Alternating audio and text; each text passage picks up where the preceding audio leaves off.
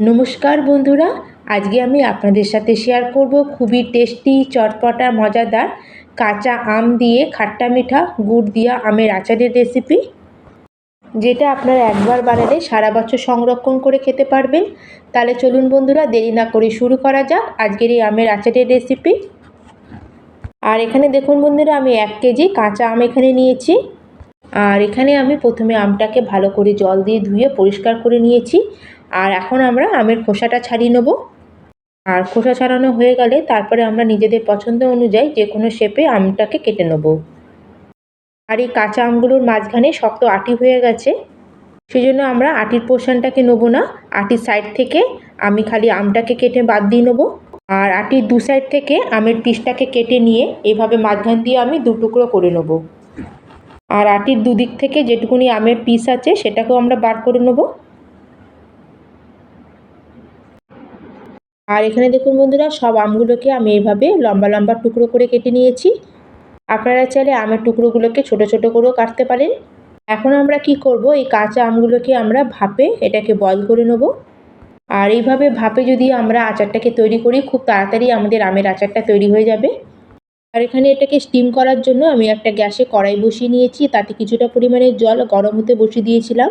আর আমটাকে স্টিম করার জন্য এরকম একটা আমি স্টিলের ঝাঁঝরি এর উপরে বসিয়ে দিলাম। আর এখন আমাদের কেটে রাখা সব আমগুলোকে আমরা এই ঝাঁঝরির উপরে দিয়ে দেবো। আপনাদের কাছে যদি স্টিমার থাকে তাহলে আপনারা স্টিমারও এখানে ইউজ করতে পারেন।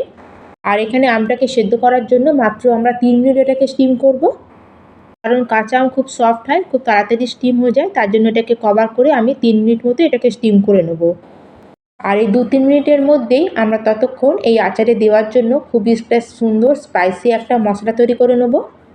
তার জন্য আমি গ্যাসে একটা প্যান বসিয়ে তাতে আমি দিয়ে দিলাম ঝালের জন্য 4-5 খানা মতো শুকনো লঙ্কা। আর এখন এর মধ্যে অ্যাড করে দিলাম বড় চামচের 1 চামচ গোটা ধনে, 1 চামচেরও কম অ্যাড করে দিলাম এখানে গোটা জিরে। আর সামান্য একটু দিয়ে দিলাম এখানে মেথি। আর এর মধ্যে অল্প সামান্য একটু মেথি দেবো, বেশি মেথি কিন্তু এর মধ্যে অ্যাড করার দরকার নেই। আর 1 চামচ দিয়ে দিলাম এখানে মৌরি। আর হাফ চামচ মতো দিয়ে দিলাম কালো জিরে। মানে এখানে আমাদের মৌরি আর ধনের মাপটা সম পরিমাণে নিতে হবে, আর বাকি সব কিছুর মাপটা একটু কম নিলে হবে। আর গ্যাসের ফ্লেমটাকে এই সময় লোতে করে আমরা সব মশলাগুলোকে একটু রোস্ট করে নেব। আর ঝালের জন্য এখানে আমি 4-5 খানায় শুকনো লঙ্কা নিয়েছি, আপনারা চাইলে এর থেকে বেশি বা এর থেকে কমও নিতে পারেন। আর মশলাটাকে এখানে আমি 1 থেকে 1.5 মিনিট একটু হালকা একটু নেড়ে নিয়েছি। এখন গ্যাসের ফ্লেমটাকে অফ করে দেবো আর এটাকে হালকা একটু ঠান্ডা করে নেব। আর এখানে আমাদের ভেজে রাখা মশলাটা হালকা একটু ঠান্ডা হয়ে গেছে, এখন এটাকে আমরা একটু গ্রাইন্ড করে নেব। তার জন্য এখানে একটা মিক্সিং জার নিয়েছি। আর পুরো মশলাটাকে এখন জারের মধ্যে ট্রান্সফার করে দেবো। আর এটাকে কিন্তু আমরা ফাইন করে পাউডার বানাবো না, একটু আধভাঙা করে এটাকে পিষে নেব। আর এখানে আমি মশলাটাকে একটু আধভাঙা করে পিষে নিয়েছি। এটাকে পিষে আমি একটা বাটির মধ্যে এটাকে ঢেলে দিলাম। আর এইভাবে আধভাঙা করে পিষে নিলে কি হবে, এর ফ্লেভারটা আমাদের আমের আচারে খুব সুন্দর আসবে। এইদিকে আমাদের মশলাটা এখন রেডি হয়ে গেল, এটাকে এক সাইডে রেখে ওইদিকে আমাদের আমটাকে আমরা চেক করে নেব। আর এদিকে আমি এখানে আমটাকে স্টিম করে নিচ্ছি, প্রায় 3 মিনিট মতো হয়ে গেছে। আর এখানে কিন্তু আমটা ভালো মতো সফট হয়ে গেছে। এখানে আমটাকে গলে যাওয়ার আগে পর্যন্ত আমাদের এটাকে স্টিম করে নিতে হবে। আর এইভাবে যদি আমরা আমটাকে ভাপে করে আমাদের যদি আচারটা আমরা তৈরি করি, তাহলে আমরা কাঁচা আমের এই আচারটাকে 5 থেকে 6 মাস পর্যন্ত স্টোর করে রেখে খেতে পারবো। তাহলে কিন্তু এটা একটুকু খারাপ হবে না। কিন্তু যদি আপনারা আমগুলোকে জলের মধ্যে ভাপিয়ে নেন, তাহলে কিন্তু আমের আচারটা খারাপ হওয়ার চান্স থাকে। জন্য আপনারা আমটাকে যদি বেশি দিন স্টোর করে রেখে খেতে চান, তাহলে কিন্তু জলে না ভাপিয়ে এইভাবে একটুখানি স্টিম করে নেবেন। আর এইভাবে যদি আপনারা বানান, আমের আচারটা খুবই টেস্টিও তৈরি হবে। আর আপনারা ফ্রিজে রাখুন বা বাইরে, এটা কিন্তু একটুকু খারাপ হবে না। আর আজকে আমরা যে আচারটা তৈরি করব সেটা আমরা বানাবো গুড় দিয়ে। সেজন্য আমরা সবার প্রথমে কি করব, গ্যাসে একটা প্যান বা কড়াই নিয়ে নেব। আর তাতে দিয়ে দেবো বড় চামচে 2 চামচ মতো সর্ষের তেল। আর এখানে সর্ষের তেলটাও কিন্তু প্রিজারভেটিভের কাজ করে। আপনারা সর্ষের তেলের জায়গায় এখানে রিফাইন তেলও ব্যবহার করতে পারেন, কিন্তু অ্যাকচুয়ালি সর্ষের তেলেই আমের আচার খেতে খুবই টেস্টি তৈরি হয়। তেলটা গরম হয়ে যাওয়ার পরে আমি এর মধ্যে অ্যাড করে দিলাম হাফ চামচ মতো কালো জিরে। আর এবার আমি এর মধ্যে অ্যাড করে দিচ্ছি সামান্য একটু 1 পিঞ্চ মতো হিং। আর এবার এই গরম তেলের মধ্যে দিয়ে দিচ্ছি হাফ চামচ পরিমাণে হলুদের গুঁড়ো। আর সুন্দর একটা কালারের জন্য এর মধ্যে অ্যাড করে দিলাম 1 চামচ মতো কাশ্মীরি লঙ্কা গুঁড়ো। আর এই সময় কিন্তু আমরা গ্যাসের ফ্লেমটাকে একদম লোতে রাখবো, আর লো ফ্লেমে আমাদের এই মশলাগুলোকে তেলের মধ্যে একটু নাড়াচাড়া করে নিতে হবে। আর এইভাবে করলে কিন্তু আচারে কিন্তু কালারটা খুব সুন্দর আসবে। কিন্তু খেয়াল রাখবেন গ্যাসের ফ্লেমটা কিন্তু একদম এখানে লোতেই রাখবেন, নাহলে কিন্তু হলুদ আর লঙ্কা গুঁড়োটা পুড়ে যেতে পারে। আর মশলাগুলোকে হালকা একটু নাড়াচাড়া করা হয়ে গেলে এখন আমরা এর মধ্যে অ্যাড করে রেখেছি আমাদের স্টিম করে রাখা আমটাকে। আর এখানে এখন আমরা সব কিছুর সাথে আমটাকে ভালো করে মিশিয়ে নেব। এখানে কিন্তু আমটাকে বেশি আমরা কুক করব না, কারণ অলরেডি আমরা আমটাকে একটু ভাপিয়ে রেখেছি। সেজন্য আমাদের এখানে কিন্তু খুব তাড়াতাড়ি আমাদের আচারটা রেডি হয়ে যাবে। সব কিছুকে হালকা হাতে আমি আমের সাথে মিশিয়ে নিয়েছি। এখন আমি এর মধ্যে অ্যাড করে দেবো নুন।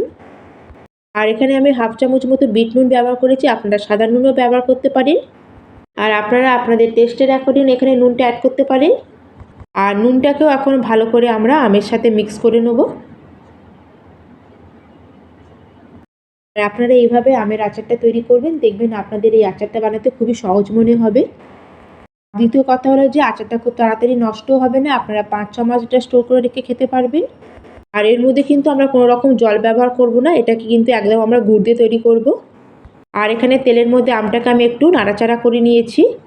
প্রায় 2-3 মিনিট মতো নাড়াচাড়া করে এখন এই স্টেজে আমি এখানে অ্যাড করে দেবো গুড়। আর আপনারা চাইলে এখানে গুড়ের পরিবর্তে চিনিও ব্যবহার করতে পারেন, কিন্তু চিনির জায়গায় গুড় দিয়ে বানালে আচারটা খেতে খুবই টেস্টি হবে, তার সাথে খুব উপকারীও হবে। আর অনেকে গুড় দেওয়ার পরে জল ব্যবহার করে, কিন্তু এখানে যদি আপনারা জল ব্যবহার করেন তাহলে কিন্তু আমের আচারটাকে কিন্তু বেশি দিন স্টোর করে রেখে খেতে পারবেন না। কিন্তু এইভাবে যদি আপনারা বানান আচারটাকে আপনারা অনেক দিন পর্যন্ত স্টোর করে আরামসে খেতে পারবেন।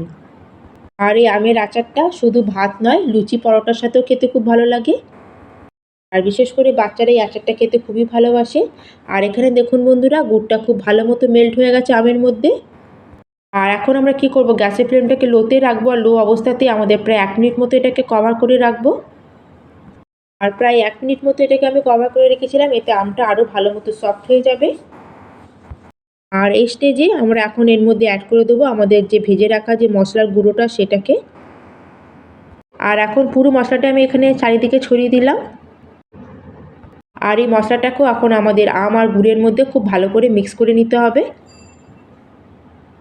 আর মশলাটা দেওয়ার পরে কিন্তু আমরা বেশি এটাকে আর নাড়াচাড়া করব না, আরও 2-3 মিনিট মতো নাড়াচাড়া করলেই কিন্তু আমাদের এই আচারটা রেডি হয়ে যাবে। আর এখানে কিন্তু গুড়টাকে খুব বেশি জাল দিয়ে চিটে করার কোনো দরকার নেই। আর এখানে প্রায় 2-3 মিনিট এটাকে আমি আরও নাড়াচাড়া করে নিয়েছি, আর গুড়টা এখানে অনেকটাই শুকিয়ে এসেছে। আর এখানে দেখুন বন্ধুরা, আমাদের আচারটা ফাইনালি একদম রেডি হয়ে গেছে। আর দেখুন বন্ধুরা, আচারটা দেখতে কত লোভনীয় হয়েছে। আর এখন আমরা গ্যাসের ফ্লেমটা অফ করে দেবো, কারণ এটা ঠান্ডা হওয়ার পর আরেকটু ঘন হয়ে যাবে। আর আমি আমের আচারটাকে একটা বাটির মধ্যে ঢেলে নিচ্ছি।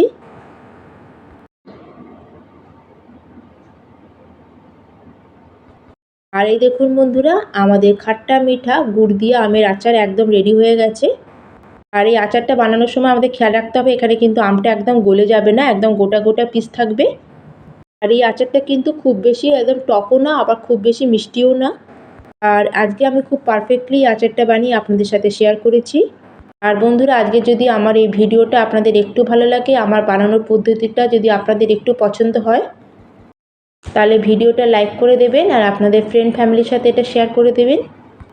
আর তার সাথে চ্যানেলটিকেও সাবস্ক্রাইব করে দেবেন। আর হ্যাঁ বন্ধুরা, আপনারা অবশ্যই কিন্তু এই রেসিপিটা একবার বানিয়ে দেখবেন, আশা করি আপনাদের খুবই ভালো লাগবে।